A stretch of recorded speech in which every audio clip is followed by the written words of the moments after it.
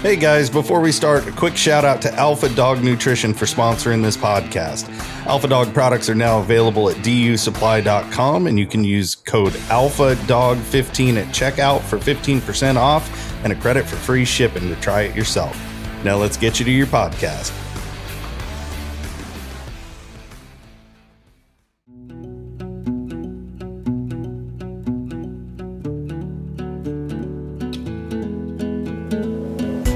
So I think we should start this off and address the fact that in true W fashion, we were right on time with our calendars this year. Always. It always ends up me being the day before Thanksgiving, driving into Portland to go try and grab them. What's traffic like that day? It's never good. That's the truth. I don't have a judge I can't tell you what's normal anymore because I don't do it. So it's been, since 2012 since I've had to commute that every day and drive through there for going to Intel. So now I can pretty much avoid it for the most part. It's horrible. I think it took me about 45 minutes, an hour to go. Yeah, it took me an hour or so to get through one way. So it was like a 2-hour trip for me, which should be probably 45-minute to an hour trip. Yeah. So that's how it is when I leave the shop, though. Like if I were to leave on a Friday night, I figured this out real fast. If I left it Friday when we got off at 4, I got home at the same time if I left at 7 o'clock. So I'd just go get dinner and have a beer and hang out and then drive home. And it was the same time. Because all that Portland through Hillsboro or whatever. Yeah. I don't envy it.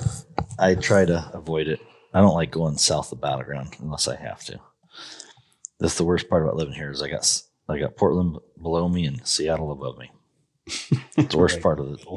Yeah, if I got to go anywhere. I'm like, those are two cities I try to avoid, and there's not. I don't have to rarely go. Seattle's just pretty much if I go to Canada. It's the. At least it's worth it then. No, sometimes not. I mean, I guess it is, but I don't feel that way when I'm sitting in traffic. I can tell you that. Especially when you're hauling a dog with you. What was the dog's name? Shooter? Oh, man, I don't remember. No, I distinctly remember the dog's name was Shooter, but I can't remember if it was your story or Ross Ellwinger's.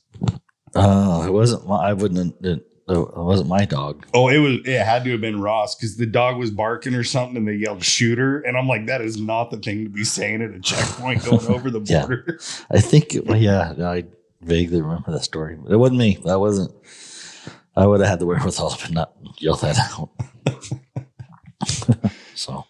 Must not have scared him too bad. He just went back up there again. Yeah, no kidding. Man, we got the calendars that everybody's been waiting for, and they finally started shipping. Yeah, we got them. They're going out.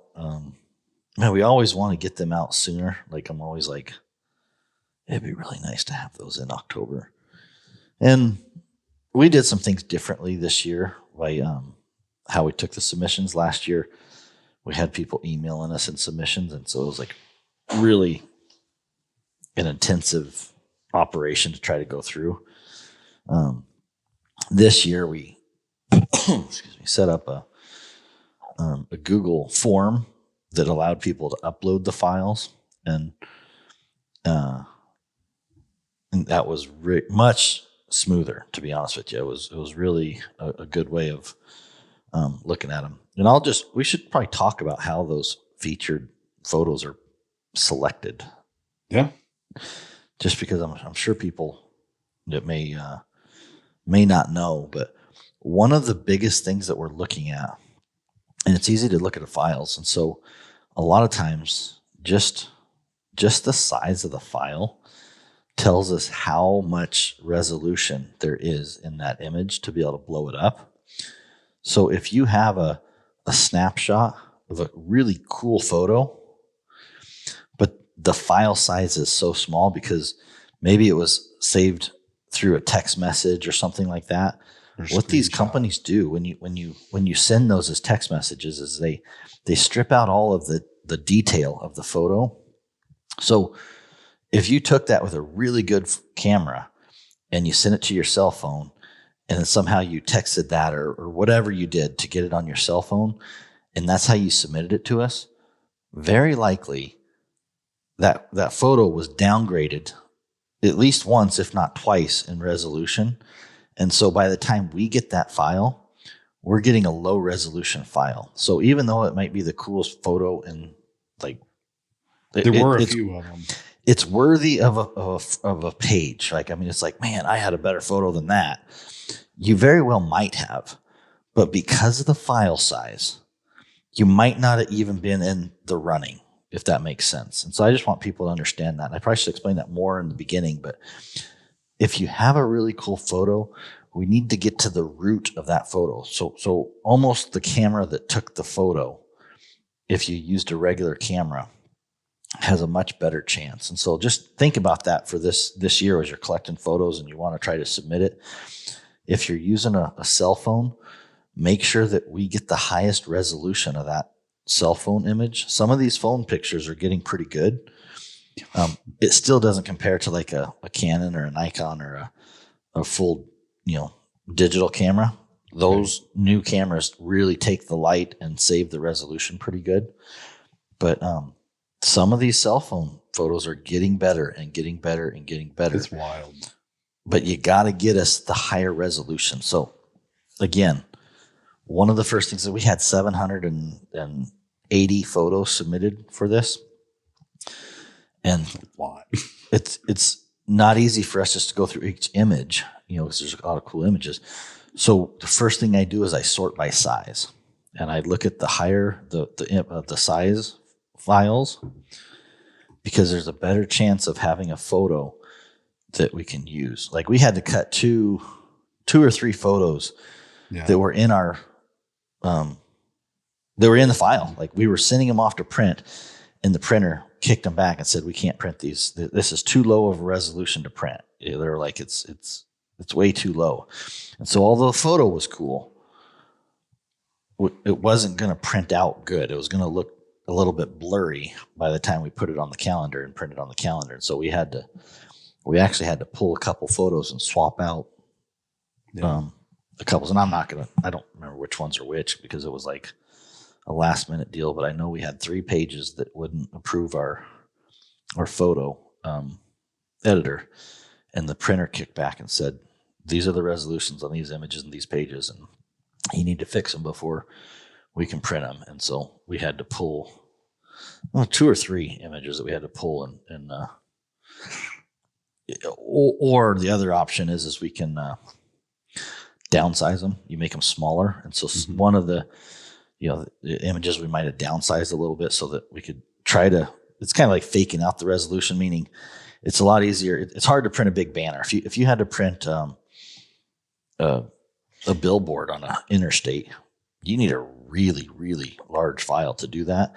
If you want to print an image on a business card, you can get away with a lower resolution. So sometimes we fudge it and maybe we make it smaller or whatever. So anyways, that's the calendar in a nutshell. Like, you might not always agree with our featured images. It's not always, I'm not going to say it's the best picture ever. You know what I mean? Like, and it stinks for me because I'll just tell you, dog balk pictures and pets sleeping on, you know what I mean, like in the yard or training. Some of those pictures are really good quality because it's easy to get those. You know what I mean? Right. So it's like, it's really difficult to get that once in a lifetime cougar picture when you're out there and you're like, holy cow, and you don't have the equipment and all this. And it's like the cell phone image that you grabbed out of your phone and grab your cell phone and take this picture may be the better. I mean, if you had a regular camera there or a photographer there, you'd have some kick-ass photos. Yeah. But the hound sleeping on a couch or the hound sticking their head out of the dog box, some of those photos just come out amazing because it's easy to capture them. You know what I mean? It's just so easy to capture them. And it's like, so I'm just going to give you my pitch. We need more action photos out in the woods, but really good, high quality photos. So that's your assignment for the year There you 2025. go. I want really good photos. Take your time, get a good photo at the tree, whatever. If you can get the game in the tree, like we really try to focus on the dog. You know what I mean? Like I want a better calendar next year. And so I want to focus on the dog. That's always a focus. You know what I mean? Like it's really cool to see cool photos of cougars. That's the other thing. I'll talk a little bit about cougars and bears in a second, but but I'm going to not get sidetracked too much. I'm already off the topic. But we focus on the dog. So our mission is to focus on the dog. We try not to like dead game. It's not that I'd say we avoid dead game on our calendar just because we want to advocate for the dog. We want the focus to be on the dog and the experience and the pursuit and the sport, not the harvest. You know what I mean? The harvest is something to be celebrated personally. We want to encompass the dog. You know what I mean? Like it's all about the dog for our goals and our mission and our brand or whatever. So that's one thing that we always, we're probably not going to put a grip and grin as a feature on our calendar. Like we're gonna look at it and go, is that representing the dog? When we look at that picture, we go, man, that dog's an athlete.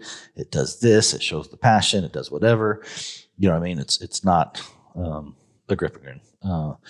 And then secondly, a lot of times we do like to showcase the critter, on limited. So we try to be like, okay, we want to give a taste of what we're chasing. And for some reason, we always get really good lion photos. You know what I mean? I think it's because they're a really photogenic animal. You know what I mean? Like compared to a bear, I think it's really hard to capture a good image of a bear. Like that just from what I've seen and looking at thousands of pictures, you know what I mean? It's like, it's easy to capture that, oh, wow moment with a cougar. And then it's like a bear is like, oh, there's a black blob in a tree. Full of leaves. I mean, really, like when you get a and lion on a ledge, like what better photo can you get? And sometimes a big bear doesn't look photogenic. I mean, honestly, a little mean, I don't say mean, but a little scrappy bear with big ears and features that you can see take a better picture. But then every houndsman is like, oh yeah, it's a small bear. You know what I mean? So it's kind of like this, it's like this balance between, gosh, the photo, because it's just the way it is. You see a small bear and you see those ears and the features and all the things that make it a bear. And then you see a big bear and it's like, the thing ain't got no ears. It ain't got no legs. It's just a ball. You know, a black ball with two eyeballs looking at you. Yeah, no kidding. That's not really impressive picture. Sometimes it can be, you know what I mean? It's hard, but it's really hard to capture the features of that. So that's a challenge on the calendar. It's like, I know guys be like, oh, there's always a cougar picture. And, it's like, man, we got a lot of bear hunters. And so I'd love to showcase that. But those are just challenges that I have whenever we do the calendar. It's like, man, it is difficult to figure out how to balance all the different moving pieces. So, but you know what I like about it is like you have the features, but the collage pages and then the inlays, within the month where the dates are listed. Like, there's some really cool photos in there too. That, might not have been enough to get a feature, but it is really fun doing. I mean, it is definitely fun looking at the photos and looking at all the customers and so, that part of it is we really appreciate it. That's a fun part. Makes you remember what hunting's like. You can look at pictures and you're not able to do it anymore, but look at all you guys are going to hunt. Awesome. Yeah, right. Yeah. You did get the dogs out, though, a little bit. Stretch legs. I have. I don't know when last time we talked is. A couple weeks ago, we caught one. I went out last week and I didn't even get the dogs on a track. I rode them and got them some exercise, but the weather, I never found a good track to even start. Just drove around the snow all day. It was snowing on me. Oh, it was snowing? Yeah, it was snowing when I was up there, and I kind of figured it wasn't going to be good, but I I just had a timing window, so I had the time to go out there. I didn't have the time to plan for good conditions, which I like to. I'd rather watch the conditions and hunt the conditions. And Right. that last weekend it was more like, hey, Sunday, whatever it is, I'm gonna put my ass in a truck and I'm going in the woods. And the dogs got some exercise, and I did some rigging and some all sorts of stuff, but we just never got anything going. Yeah, it sucks watching weather. Like I told Brandon the other night, it's like I plan on hunting Tuesday nights. Monday night's garbage night. Like I try not to do anything but house stuff and like get the week squared away.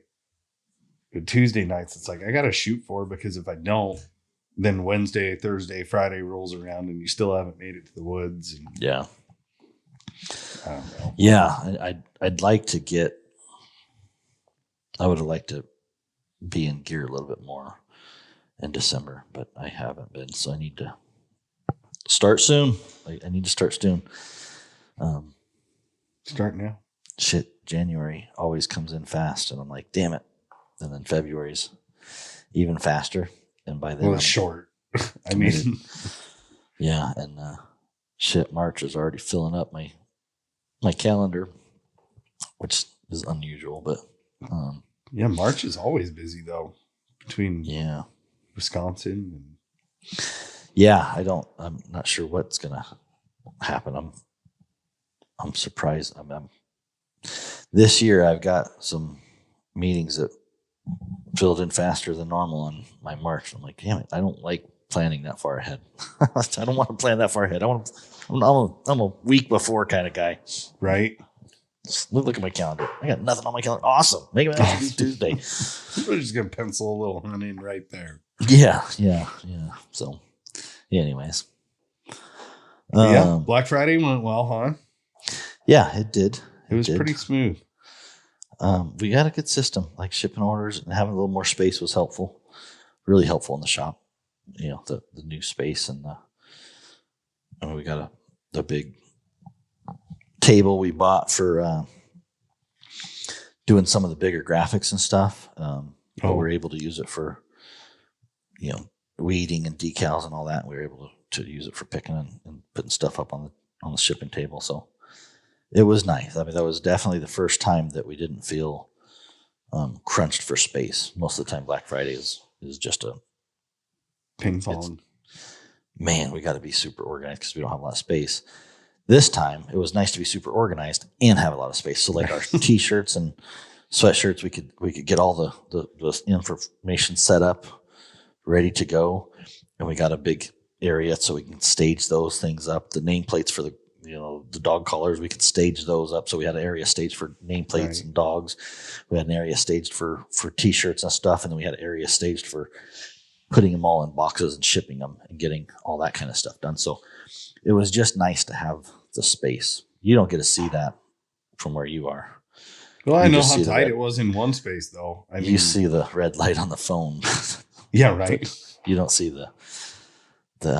all the. I know I'm gonna back have to check it out. Yeah, exactly. Come out and work. We'll put you on nameplates. Yeah, see, that's just it. I get to come up there and then get put back and demoted right back to what I used to do. I just want to talk on the phone now.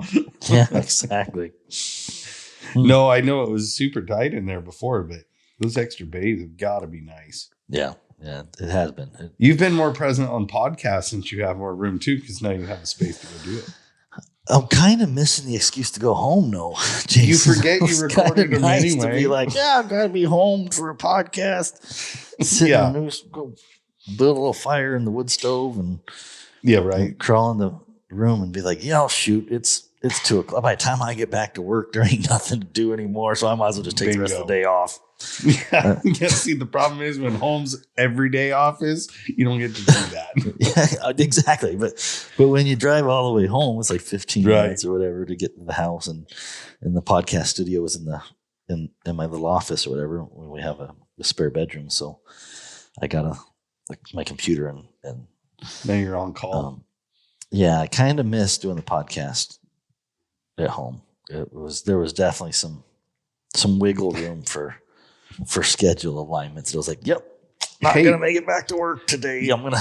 You do realize you write the checks, man. You could just start doing them at home again, and that's okay. I might have to. I'll just. We'll see. So that part of it's nice is I can be working. Like today, there's a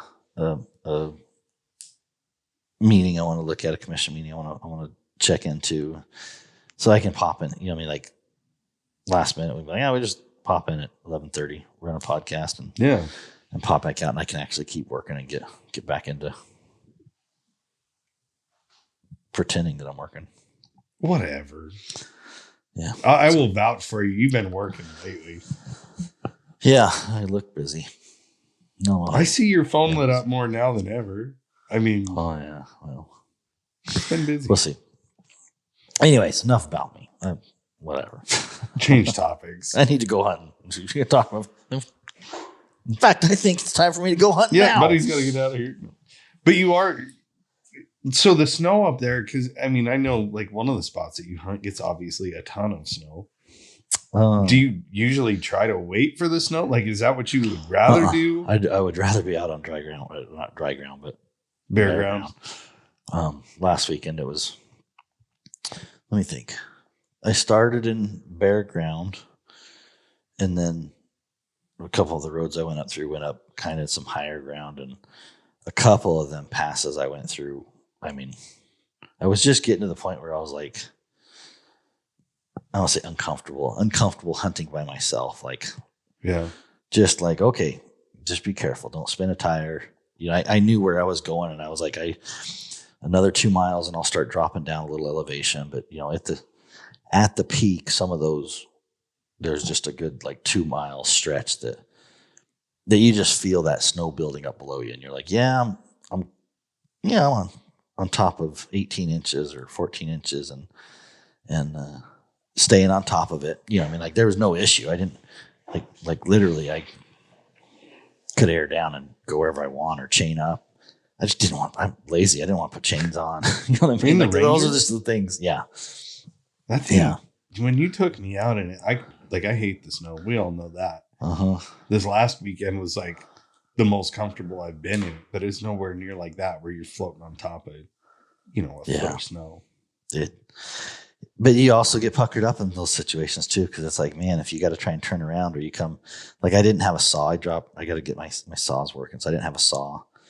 So I'm just like hoping I don't come around a corner and have a big fir on the tree or something, a fir across the road or something. Then, right, that's when you're like, crap. Now you got to try and turn around or get over it or pull. Like a bunch of options. Like, not fun stuff.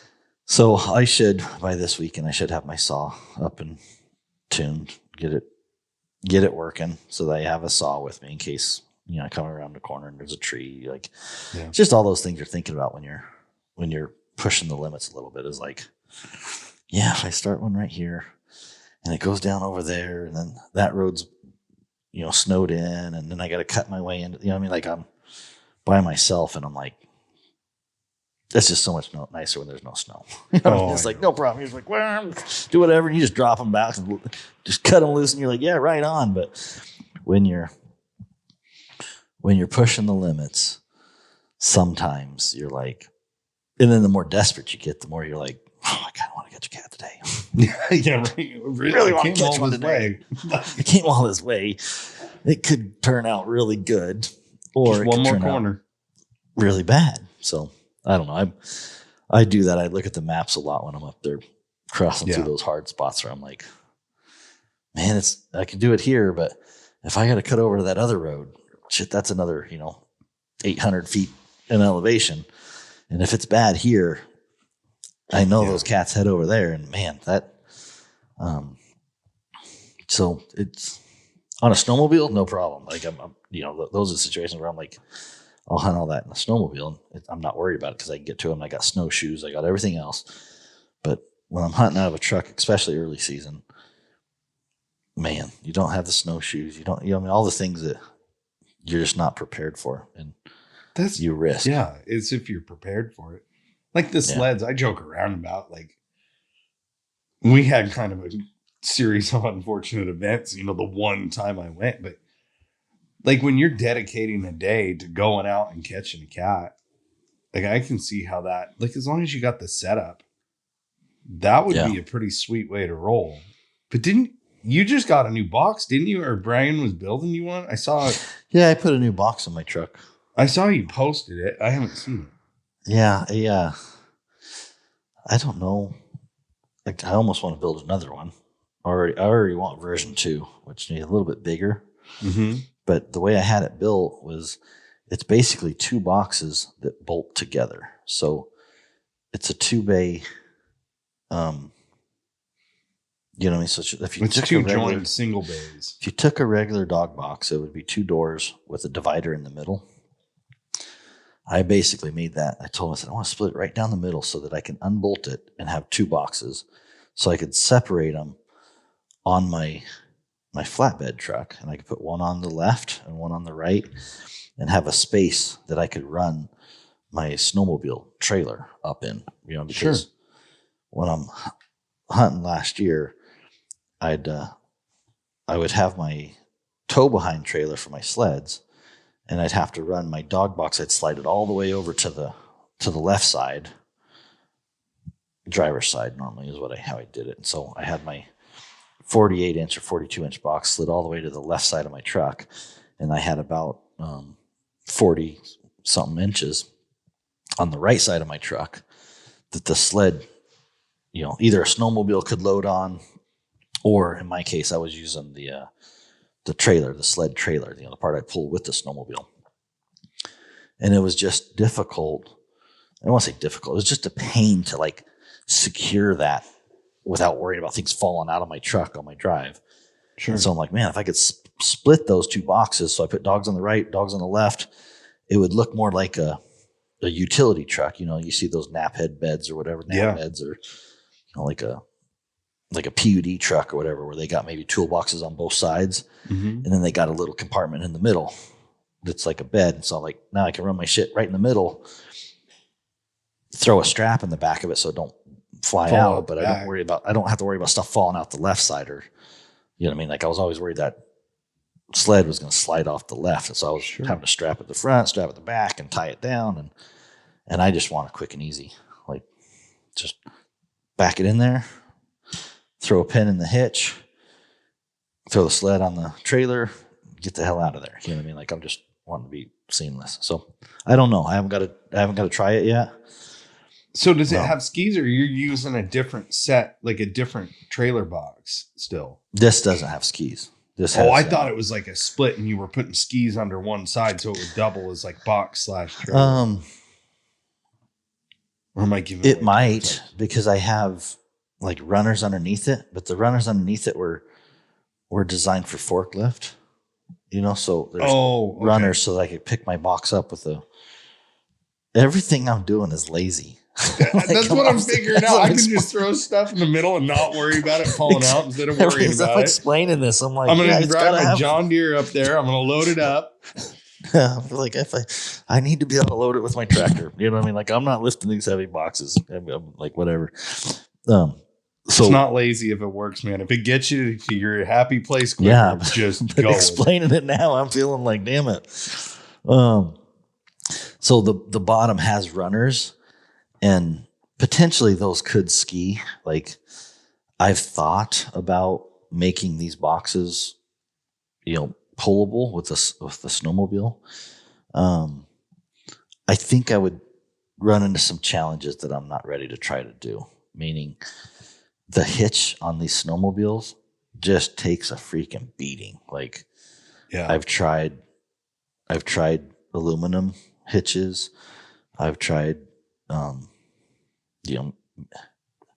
steel. We've tried, just a bunch of different ways of hitching these sleds and pulling them out with frames and some of the boxes built in with skis on the frames, like both on the TDK, on Brian's boxes, on different things, and it's just challenging. What's that? They're violent, aren't they? I mean, like, because the pin's got to float a little bit. So like you're on and off gas. It's taking a jarring every time, isn't it? Yeah, it's and I run a different sled than some people. Like I have a Scandic, which is I mean, I got low range and it's a freaking tractor. So like It's an old man sled, right? yeah, Like it's a cruising sled. What I whatever. would want.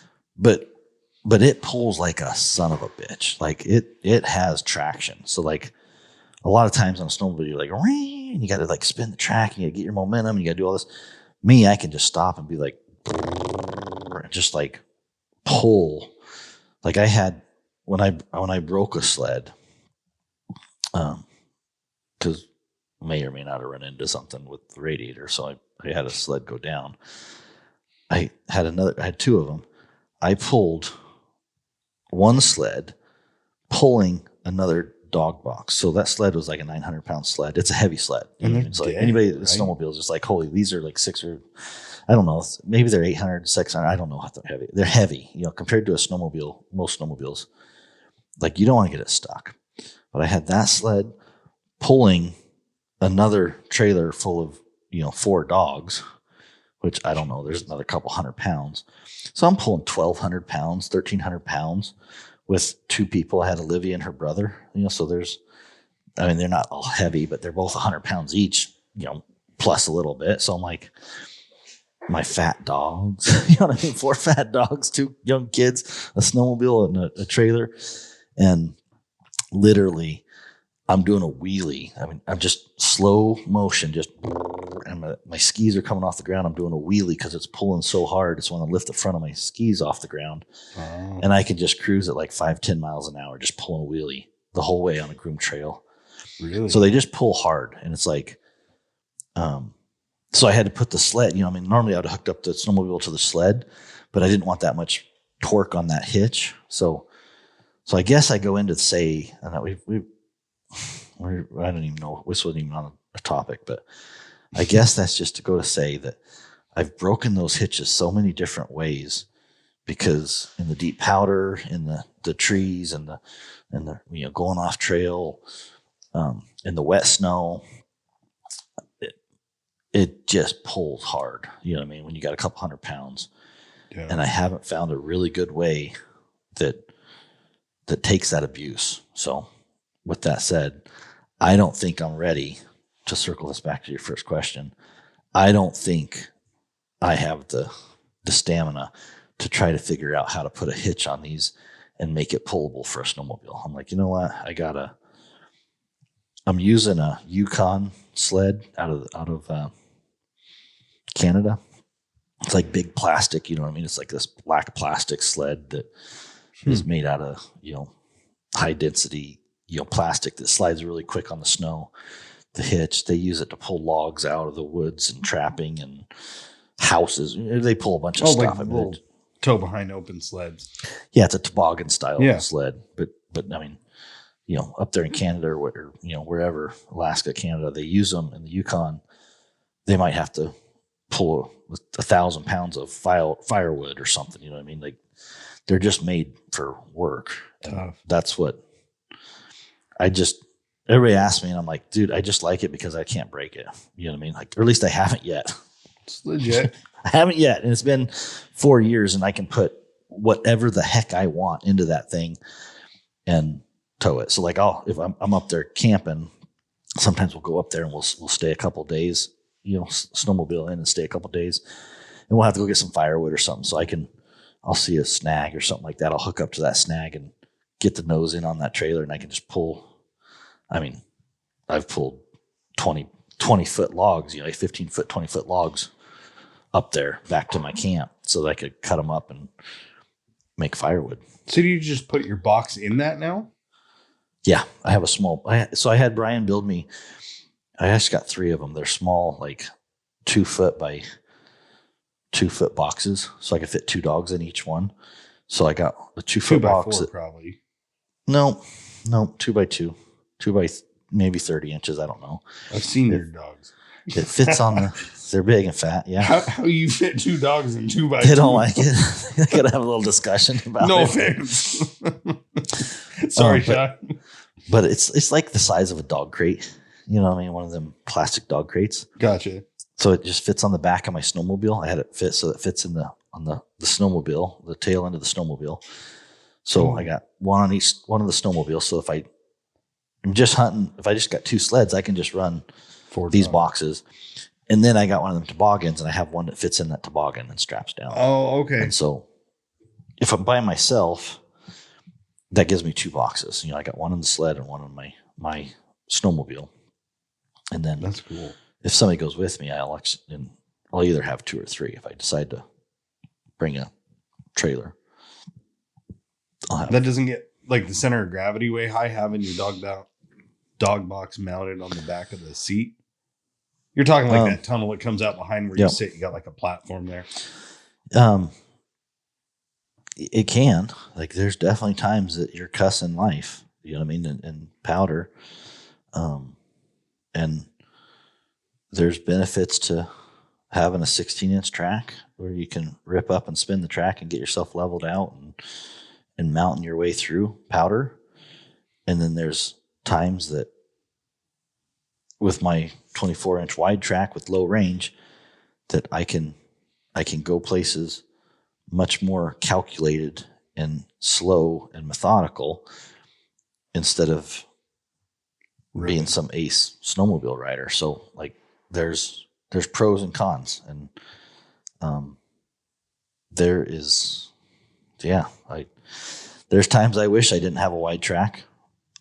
Definitely, you know, there's times I'm like, God dang it, I would just like to get on a 16-inch and just powder my way through something, you know, not have such a heavy machine. And then there's other times that I'll be hunting with somebody with a lighter machine and they're just getting their ass kicked in snow wells and tree wells, and I'm trying to go there, and I'm pulling 300 pounds of dogs behind me. I got 100 pounds on my back. I'm 3 pounds, and I can stop and be like, "Hey, what's going on?" And then just slowly pull out away from them again. You know what I mean? And be like, make it look easy. So, as with anything, any truck, you know what I mean? Like there's times where you're going to look like awesome. This truck's going to do awesome. You know, like a light truck or getting on top of the snow.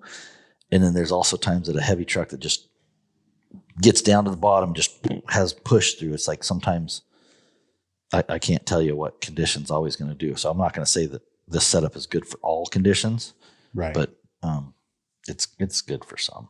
So anyways, I don't know how we even got on that topic. I don't remember, but it was relevant at the time. Yeah. So I had to deal with snow, but it wasn't snowmobile snow. Yeah. Well, that's what right now it is there's not snowmobile snow. And I'm okay with that. I would actually prefer not.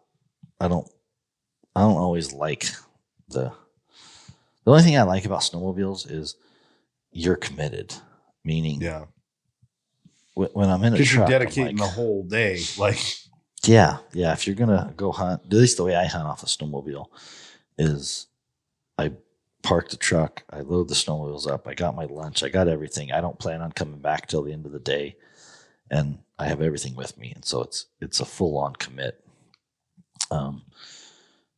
When I'm in a truck, I'm like, oh, do I want to try and stay out of the snow or whatever? And the dogs go up and then they get into the snow, and I'm always nervous that I'm going to start in the truck and then I'm going to be freaking chaining up to get to this other road to get on snowshoes so I got to fight my way through all the issues and then get there. So it's like, man, I would be totally okay if there was just no snow. Like I really would. That would be a much more enjoyable hunt to have a easy week and not have to deal with deep snow. You know, if I could just get everywhere I needed with deep snow, but, you get the shitty snow, you get the rain on snow. I mean, there's just so much. I don't know. Not like you're talking me out of hunting already. No, we ended up lucky over there on that cat hunt. Yeah, how'd that go? The snow was horrible. Like we don't deal with it here. Like when we get snow, you usually got like a couple of days and then you're out. You're either froze out because it melts and freezes. And I mean, some of them spots never see daylight ever. Yeah. So it makes it kind of hard. But the other thing is you're looking for tracks. Like when I'm hunting snow, I'm looking for tracks. When I'm hunting bare ground, I'm looking for game. Like I already know where they're at. You know where you're going and you're already increasing your odds. But when you're hunting snow, it's all right there. That's great, except for when there's 3 weeks worth of tracks on, a patch of snow, and you don't know what you checked 2 days before half the time, or what was a firewood cutter, or like it's just that part was a real pain dealing with the tracks. But we didn't get any fresh snow, and that's the worst part about that cat hunt is you never know what you're getting. Like you said, hunting the conditions. If you could do that, it'd be a slam dunk. Wait until you get decent conditions, but we've got to plan it so far out that you just pick a weekend and go. And there's a lot of driving that goes on, and a lot of. How many guys showed up for that? Oh man, there was. So what are you like? Explain what you're talking about, because a lot of people are listening probably don't know what you're. Yeah, so we do every year. We have a couple of hunts through Houndsman for Heroes. I sit on the board for them, and we take out vets, first responders. It started off working with Wounded Warriors in Action, and then the Fern Ridge Club decided to go another way, and now there's actually a 501c3 nonprofit.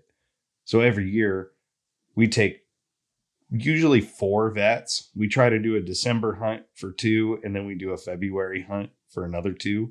One's on the east side of Oregon, usually snow hunting, and the other's on the west coast, hopefully bare ground. Right. And but yeah, we just pick a weekend and go, so that it makes it tough, because this year the snow was horrible, and we were out of our normal area because of the wildfires over in Burns. That's where we usually host it, at the Sewell's place. So everybody was hunting unfamiliar territory. You're trying to find game in an area you don't know. You got crap snow. You literally just had guys driving around looking for a hot track and hoping to come across one. Yeah. But that's always hard for me, because I don't snow hunt a lot, and trying to figure out a good track versus an old track, because correct me if I'm wrong, but I'm telling you, sometimes it seems like that 2-week old track looks like it was just made. And then you got to tell yourself, no, it's too nice to be a fresh track. It's melted out and it's froze and it's perfect. But then it's like a dog can take one and not the other. It's just crazy to me how much scenting conditions can change in the snow, even though it might be easier to find exactly where that cat stepped. Finding where, you can get the scent and get them moving for dogs that aren't used to that. I didn't even turn a dog loose. I had my hunting buddy with me, and he just ground it up and got one cat. But I mean, he walked, I'm going to say 3 miles probably, walking the track out and helping the dogs, because there was a lot of blowdowns and crusted over snow. And so we just ran the truck, and we got to a point where we could relay some dogs in, and that cat was headed for a boulder pile. It was a pretty epic hunt for like us as hunting buddies. And then to do it on an event like that, and the vet come in, and it was pretty cool, because we had to slow down. You're only there for one purpose. We were there for 4 days, and that's catch cats. So we were quite a ways away from those guys when we caught it. And when we put eyes on it, we sent an inReach message out with a pin. And after a series of their own events, I guess they had quite the hubbub getting down there to us. It was, it was pretty cool. The guy walks in. We took 3 hours, sat at that tree and built a fire. We packed the jet boil and the coffee. It made us kind of slow down, and we just got to sit there and enjoy it. So, here we are in the middle of nowhere, just drinking a cup of coffee and listening to dogs bark. It was cool to slow down a little and enjoy it. Yeah. And it was a beautiful cat. Yeah. Like nicest cat I've ever seen in person. Just real light colored, almost beigey. And the first thing I've seen fall out of a tree that looked bigger coming out than it did sitting up there. That's always good. Man, like there was between the words spoken and the looks on everyone's face when that thing cartwheeled out, it was like, holy cow, that's a different level cat. Like I have one mounted it was only like 17 pounds. It was just my first cat. Yeah. And a big cat on the coast range isn't all that big, 17 to 20 pounds. And this one was 27 and they waited a day later. Yeah. But it was beautiful. The dude was pumped too, because he's hunted with us before and did not get a cat. So we try to bring them back or get them out later in the season. So that how many vets did they have that weekend? Yeah. 2 that weekend. Okay. So we got 1 out of the 2. But this was I think the 47th vet that's been ran through the program. Nice. And if we can't get him a cat, we try to bring him back later in the season. Guys in the group will just take him out on their own time. Yeah. So it was cool, and when they're excited about it, it's cool to see somebody who isn't tied to dogs excited about what we do. And granted, he got to walk in and kill a really nice cat. Yeah. But the whole experience, those guys leave there with a real understanding of what we go through. And like to us, it's just another day. And, to the outside world, it's hard to understand what we do. And it's cool to like spend a weekend in a truck with guys and talk about it and let them see it firsthand. So how many hound guys were there and how do you guys split up who they ride with and stuff? So me and Brandon were in a truck. Mark Boyer was over there. Larry and Andrew Beggs, Heath Sewell, Steve Vick. He sits on the board for OUSDA too, but he doesn't have dogs, so he rode along. Tyler. So I think we had 6 or 7 rigs running around. There were some other guys helping that I never crossed paths with because we're all out hunting, and then there's a house that we rent. So you go back and you get a little bit of sleep every couple days or whatever. But really, I mean, for me, I'd be like, I'm going to bed and I'll get up in the morning and go hunt. No, I'm not doing that all 24-hour. Oh, no. That first shift, we left here. I started my day at 6 a.m. Thursday, got everything taken care of. By the time we got over there, we just hunted all night. Mm-hmm. Brought the guys back. They got a little bit of a nap. We stayed up, so we hunted all that next day. I mean, we didn't get back till probably 3 in the morning. I was like 40 hours straight, and that was more than enough. Not me. It's rough, man. Put me in the old man's cabin. I'll be like snoring. I'm still recouping. Like it messes with my body so bad to be up that long.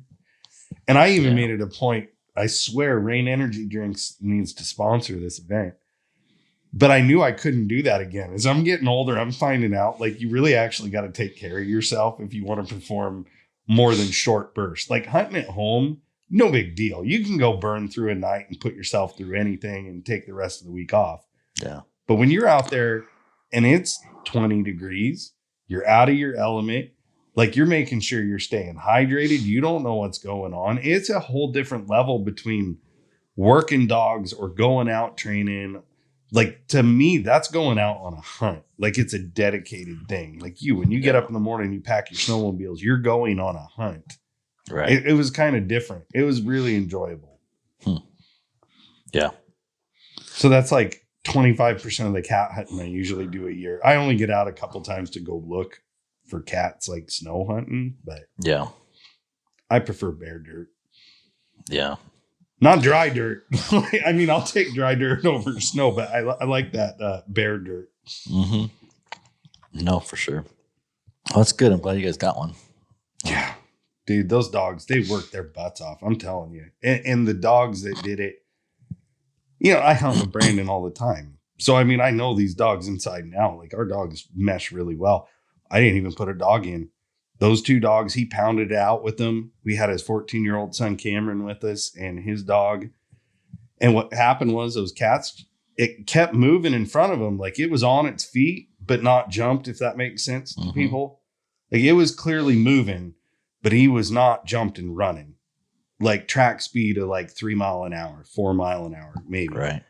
Well, we kicked in those fresh dogs and, that race got lit up in a hurry. I mean, they were cooking. He was trying to duck and dodge and squirting out over this road. He tried a couple times, finally made it.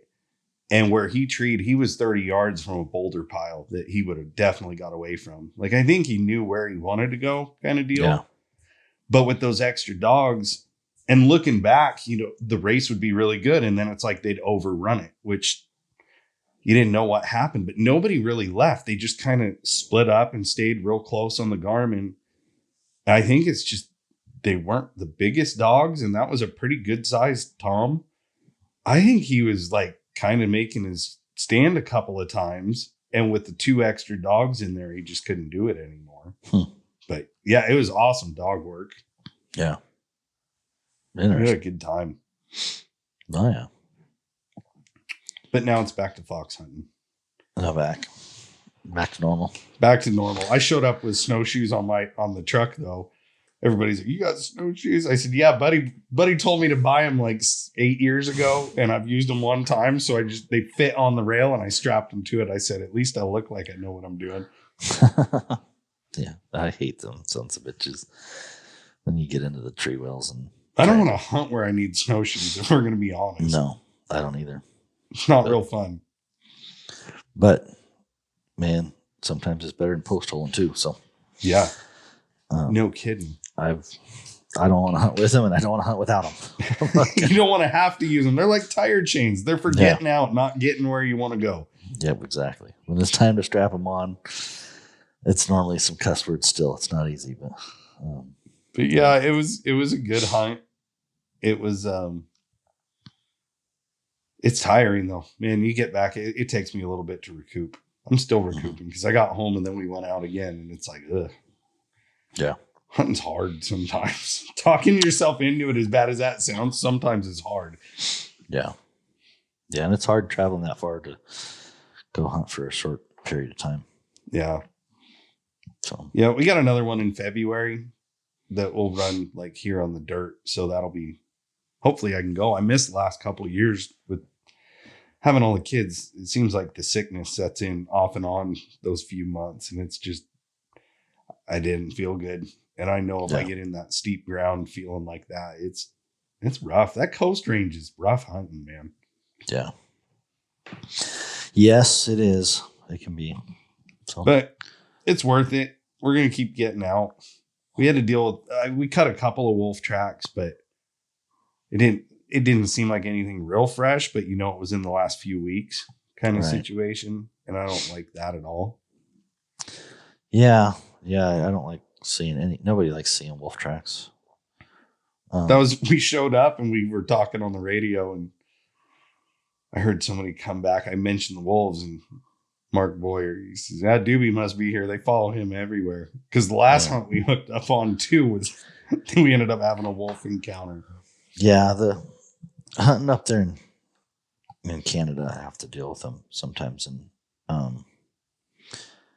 it's interesting because just seeing them makes you nervous, right? Yeah. Like you see the wolf tracks, and you're like, "Oh my God, it's wolves, it's wolves, it's wolves." And Stuart kind of said it best. He's like, "Yeah, you're looking at where the wolves were. I'm thinking about where the wolves are." Yeah. Right. And so he's like, "It doesn't bother me to see wolf tracks. I want to know which way they're heading and which way they're traveling, because they, if they're heading that way, then I don't want to be up in front of them. How old are those tracks?" And that's, seeing where they were doesn't mean that's where they are. Right. They might be hanging out in an area if they got a kill or something like that. You know what I mean? But if they're traveling, sometimes seeing wolf tracks isn't a bad thing, because it's like, yeah, they're here, and that they crossed another road or went over there, and so he's always looking at it from a different standpoint than me. Is I don't like seeing wolf tracks. I'm like, wolf tracks. Yeah. He's like, "Buddy, that's where they were. They're not here no more." He said, "They're up and over there. Like, we want to go chase them and go find them, we can." But he's like, when you see them, heading towards your area, you don't want to get in front of them. You know what I mean? It's like, he's like always looking, going, "I want to hunt where they've been." He said, "I don't mind hunting where they've been. I don't like hunting where they are." So that was something that's interesting. I don't want to be. I still see them, and I don't like them. I still don't like seeing them sons of bitches. Like, I don't like seeing the tracks. I don't care. It was like, it's just a bad omen. Like, it makes you feel, for somebody who's not been around them a lot and not had to deal with them, boy, it's just not fun. I don't even like seeing them. I don't like seeing an old, melted out shit track. Well, especially when like out here we haven't had to worry about it a whole lot. Now it's to the point every time you think you like driving around, we're looking at tracks, we're seeing elk, you're seeing, we actually cut a Fisher track, which I didn't even know they were over that far, but there's no doubt in my mind it's what it was. And, deer, but now you're checking everything. Like what you used to think was, oh, that's an elk track or, oh, a lion passed through. No, like you got to look at it because them wolves are kind of slipping in everywhere. And if you're just looking and glancing down and haven't had sleep, like it's easy to mistake them, I think. Yeah. Yeah. I don't like them at all. I wish they weren't here. That's me on record. They suck. Yeah. No. Hunting around them sucks. I don't know how those guys in Idaho and Wisconsin that's just got to be a whole level of nerve wracking that I just don't feel like dealing with. Yeah. Yeah. It's got to be. Yeah, it's tough. Like I said, I'm not looking forward to it. It seems to be more and more of an issue and more part of the thought process that we got to manage. And I try to keep track of them if I see them. Pay attention to what direction they're going, what drainage they're in. Yeah. A lot of times I'll do a circle and come out there and go, oh, they come out of here. That's the thing. They cover so much ground too. They cover a lot of ground, which is great. Like you were saying, if Stuart's looking at where they've been, that's great because in 2-3 days, I mean, they can be out of there. They're not anywhere near where you're hunting. But on the other hand, where are you at in that circle? It's like finding 3-week-old elk sign. Okay, well, they've either abandoned or we're getting real close to seeing elk again. Like, which one is it? Yeah, yeah. Trying to understand where, and if there's another pack coming up behind you that you don't know about or something like that, there's no guarantees. I feel a lot better cutting singles and doubles than I do. Like we went place here. I mean, I kind of knew there were wolves in there, but not real active. And within the first quarter mile, there's 6 or 8 of them. Tracks coming across the road. It's like, no, this is sucky. I don't want to do this anymore. Yeah. But yeah, I think we're going to just have to learn to deal with it. That's the hard part is they're moving all over. Yeah. At least in the snow, you see it coming. So you'll be like snow hunting probably from here on out, right? Like you're going to gear up, get the sleds ready. Because once you guys start, there wasn't enough snow. Like in some of the low, like the passes had snow, but the low. So right now it's just I've seen a couple sleds that were just scratching the gravel or whatever, and so there wasn't enough snow in some spots that you're running without. So it's hard to tell. I didn't see enough snow in the forecast that indicated I wanted to fully commit. So I don't know what I'm gonna do this weekend. I probably will be in a truck. Like I'll avoid the snowmobiles until it's just not possible. Yeah. I don't necessarily like jumping to the snowmobiles. It's not ideal.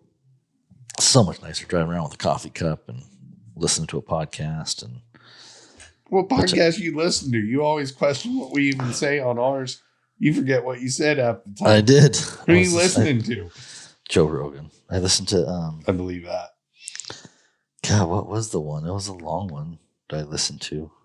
I mean, these all are long, but I don't know. It was just the last. I was behind on it, but God, I don't remember which one it was that I just. Oh, Mike Rowe. I listened to the Mike Rowe one with Joe Rogan. Oh, he was kind of fun to listen to. Just something different. And then there was another one I listened to, but I forget what it was. It's like an open book. I just forget. But it's all right. It's just noise while you're hunting anyway. Yeah. I really the Musk one, the Trump Jr. one, like my elk season, I was wanting to listen to it's Trump and then JD Vance and Musk. And that was pretty much all I had time for. Was listen to those 3. So I took the boys 2 weeks ago. Mm-hmm. And it's the first trip they've been on without having mom, you know, because usually when we go, we all go because it's the only way you can do it. I'm like, these kids can't hike a lot of the places we're going to end up, but it took them. And they want to listen to Brent Reeves. Like, Connor is Brent Reeves's biggest fan ever. Like, randomly walking around the house, he will bust into like his intro about whatever situation we have going on. And then he'll end it with, I'm Brent Reeves and I'm going to tell you a story or something like that. You know, hilarious. So we're going up there. And I told Brent, like, yeah, the kids always do this. He says, oh, well, do they get excited when they hear your name pop up? Because he'll mention you or me sometimes. And I'm like, dude, we must have missed it. We had to have been taking a pee break or something and didn't hear that part. So we went back and listened. But yeah, that kid gets so excited when he hears any mention of you or me or W or anything like that. It's hilarious. Oh, really? You know, oh, yeah. I know those guys. He's like, I know them. Now they're at a point, I'm not joking. This cracks me up because you think about the people I deal with on a regular basis. You know, like Steve Fielder and Brett and, you know, Chris and all these guys. And I talk or message with Brent a lot. So now anytime they hear something, they're like, are they your friends? Any podcast we have on. They just assume like all these podcasters are dad's friends. That's funny. Kills me, man. Kills me. I need to listen to a couple more. Like, that's the crappy part is I haven't. I actually just downloaded a book that I wanted to listen to because I got suckered in on Facebook and a Facebook ad, and I seen this book. I'm like, God! So I found the audio version. I downloaded it, and then, but the Joe Rogan podcasts are so damn long. Oh, I know. And some of them are just so entertaining for me. Or like, you know, I mean, I'm just interested in some of those topics or some of those guests that are just really unique guests, and it makes me realize how shitty we do as a podcast. Which I can just tell you right now. I'm like, it'll make me feel like that big. I'm like, dude, I don't get it. We need to step up our game in the podcast world. We definitely do. Like, we need guests. So, like, you're listening to this and going, I want to talk about dogs. I'm like, yeah, we probably should get more people to talk about dogs. We need to get that guest in here. And it's just so hard because we're so busy. Like, but anyways, that's one thing I do think about. I'm like, man, you want to talk about reflection? I'm like, dude, we suck. At least I suck. I'm gonna say, I'll take the blame. I suck. You want to know what's really funny? Do you know most of them that I get the most comments on? When you're just on talking with me. Really? No joke. Like, honestly, don't encourage down. This, Jason. Don't encourage this. I'm sorry. I think people like the inside look because, okay, Joe Rogan is awesome. Nobody's ever going to take away from Joe Rogan, but we aren't Joe Rogan's podcast. Like, we're dealing with working guys, and I get a lot of really good feedback from several of the guests that we've had. Mm-hmm. And it's funny because most of them are guys I consider buddies, and it's just good atmosphere. You know, like we can talk and get into stuff. But yeah, you have your own secret fan club of people that don't think you're an a-hole, as you proudly tote sometimes. Like, there's a lot of people that really like listening to you talk. I don't know why, man. I'm like, sometimes I'm like, what the hell? Going on my snowmobile freaking expedition. I'm like, what am I doing? I'm like, as people tell me, circle the plane, land the plane, land the plane. I always circle. I just circle all the time. Sometimes and they're like, land the freaking plane. Anyways. That's the beauty of it. We'll have guests coming up. I already talked to Paul. Paul's going to come in here, and I want to get this set up where somebody can come into here and we can sit down. Like, you know, I mean, we're talking about some of these cat hunter circles or whatever, and be like, man, like when somebody's driving through or whatever, we can just sit down and record. Do them in person. I need to. We need to do that more. I mean, I definitely need, or some topics. You know what I mean, that we can get into the dog topic of, you know, not just bullshitting about whatever it is that is encompassing our day. Like, half the time I'm like, whatever. So anyways, and then other times I'm like, some of the topics I'm like, this book, honestly, I'm even afraid to mention what the name of the book is, because I've already mentioned it, so I'm going to put it on there. But and I literally started listening to it this morning, and I haven't even gotten past the foreword. but Collaborating with the Enemy by Adam Kahane, right? And so I'm like, as I'm driving and I'm like, I can't let anybody know that I'm reading this book, right? Here I am telling people on a podcast, I'm like, collaborating with the enemy, because No, I can make predictions of what it's about, but what's it about? Well, and I could very well be wrong, but is it regarding to like the fights that we're having recently and knowing the enemy and finding ways to work with and against at the same time? I don't know. Like I said, the talking points, they had a bunch of bullet points on there. And a lot of those bullet points I just looked at and go, we have to do that in some of these meetings when we're sitting with the other side, the anti-hunting side, is, and I don't like the word collaborate, because they talk about working for, work projects and different projects on people who you just don't personally like, or, don't care for, or don't trust. You know what I mean? The trust is the biggest one, that they're talking about was, okay, people you don't like, you can work with, people who you, there's one other one there, but the people who you don't trust is one of the hardest ones to work with. And anyways, it was probably clickbait. Like, honestly, they got me on Facebook. I have that like Audible books, so I get credits every month or whatever. And so I got like 20 credits. I haven't been You able gotta to burn them on I was like logged in. I was like, shit, I can get a book. I can get 19 books. I don't have time to listen to 19 books, but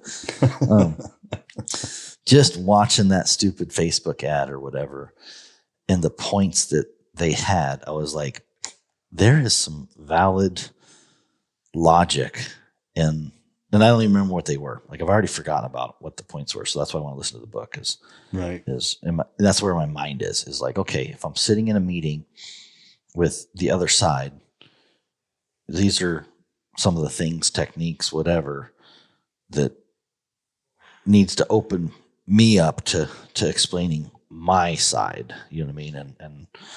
And move the needle, play the game, whatever it is. I just know that collaborating with the enemy is like, oh, buddy's working with the enemy.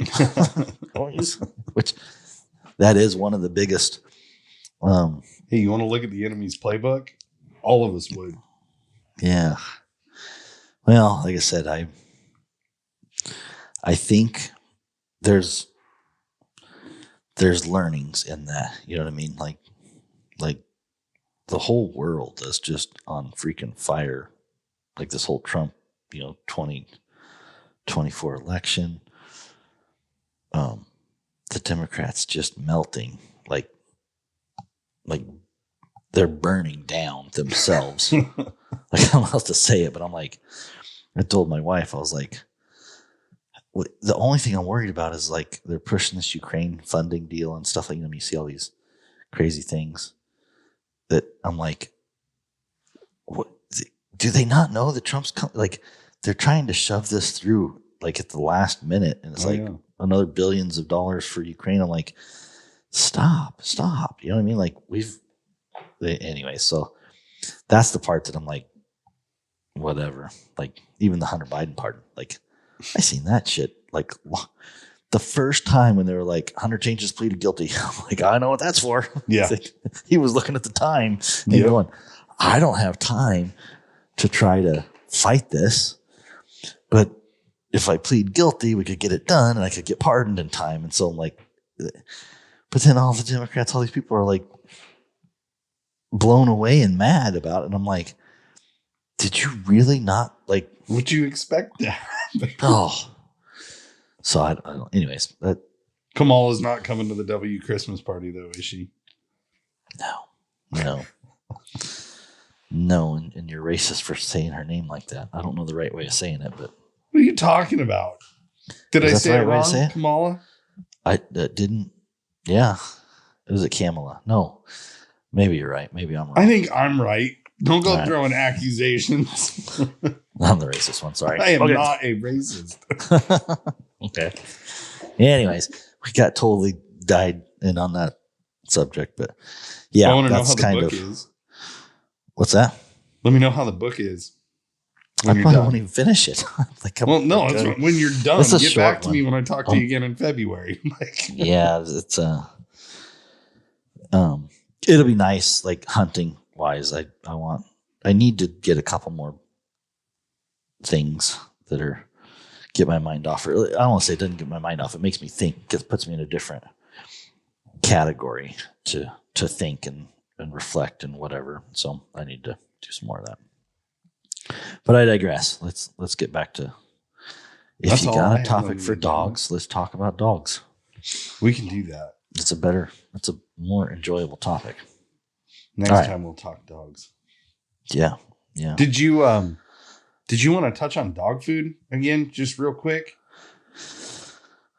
Yeah.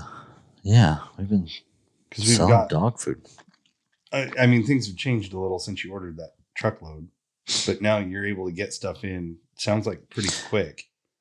Yeah, if you're local, if you're around and you're wanting dog food, I'm not sure on the Nookshook. We got the whole truckload of Nookshook. We got a little bit left, a couple pallets left, I think, maybe one or two. And then we'll probably do a reorder on that. I know a lot of people have been liking that. And then another group has gone into Next Level dog food. And because we're set up with a distributor here local, we have access to getting Next Level dog food, which a lot of guys are using that 30-20 blend, and that's been really helpful. And the nice thing about that is you can get 10 bags or a whole pallet. You know what I mean? Like we have some limits that we for placing an order. Of course, we can't just buy one bag at a time and get it delivered one bag, but Right. as long as we have, I think it's a minimum of $1,000 order to get out of the distributor, which is not too hard to do with our group. 10 bags of, 10 or 20 bags, and we can normally come up with $1,000 order. Even if we got to combine a couple different guys or whatever, but we can get different blends and stuff like that, and so. Some different options. I don't know what all the options of dog foods are in there. I know, but a lot of guys have either been on Inukshuk or Next Level, and so far people are liking both of them. Yeah, I'm getting ready to try it. What was it, the 30-20? You said the Next Level you guys been feeding. Mm-hmm. Yeah. So I'm trying that out. I was feeding the 24-20, and then half the dogs they were getting the Inukshuk, but I'm feeding both. They're both a good feed. Yeah. I'm not going to sales pitch either one over the other. They're both a high quality feed. And again, if you're not in this area, what I mean, like it may not. Dog food's a weird deal, so I don't want to get into on the podcast too much. But if you are local and you are looking for a good source of good food and saving some money, what I mean, because you can buy, go to the store and buy one bag at a time, or if you want a pallet or half, your buddy's going to half a pallet or 10 bags or whatever it is, what I mean? Like that's just one of the ways that we've been able to help people. And so that part of it's nice. And that all comes from having the space in the building. I mean, before we never had space to even take a dog food.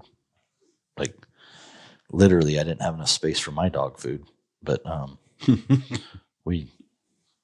had to store it in a box, a container box or whatever. But now we can take in 5 pallets, store it, load it with a forklift or whatever. And so that part of having the space in the building has been really helpful. And we're starting to see some local traffic, some local people that aren't even Helms guys showing up and starting to buy dog food. So it's kind of, I think it's going to expand a little bit more, and hopefully we'll see where it goes. You talk about being lazy. You talked about being lazy. I didn't talk about it. Yeah. So I'm going to tell you when I'm not lazy. I used to think that I had the mentality of I'm not selling an effing bag of dog food for this $2 or whatever, $3, whatever it's profit. There's not a lot of profit in making dog food. Like you're really getting, you all carry a bag of dog food out to the person's truck and 50 pounds. And anyways, as I'm getting like I don't want to say older or whatever.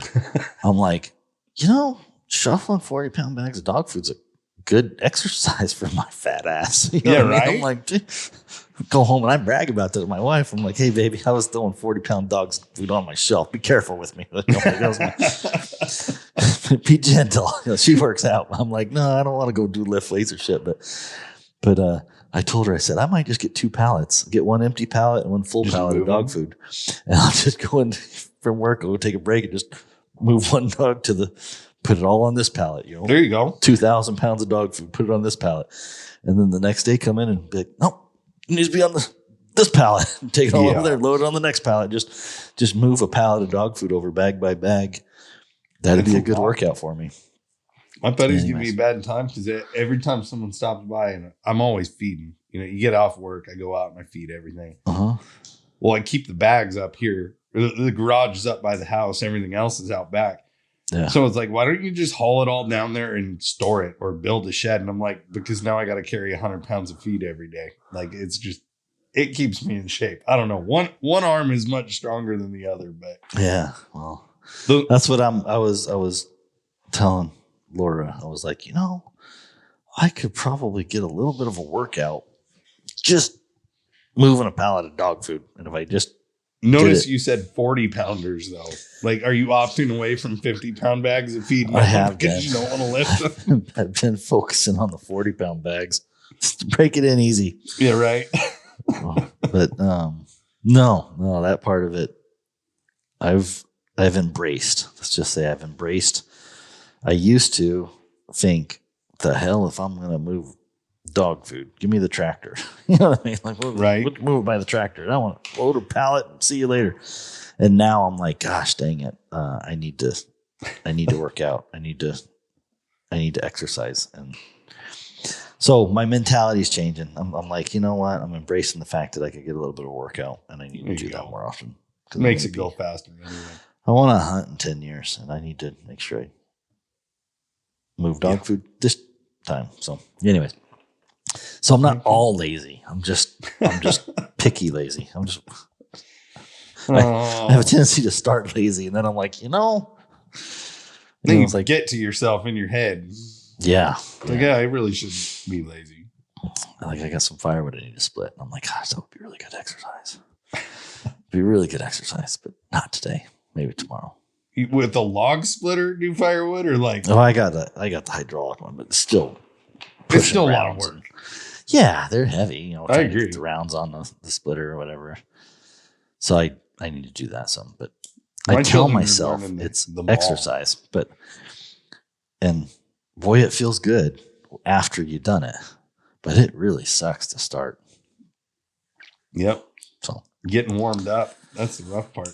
All right. I got it's 1:00, so I gotta go get ready to die. Buddy's gotta go to lunch. Gotta go get all this talk about exercise. I'm like, man, go get a soda. This is why people like having you on. Exactly. Gotta go get a soda and let's go sit in my chair and rub my belly.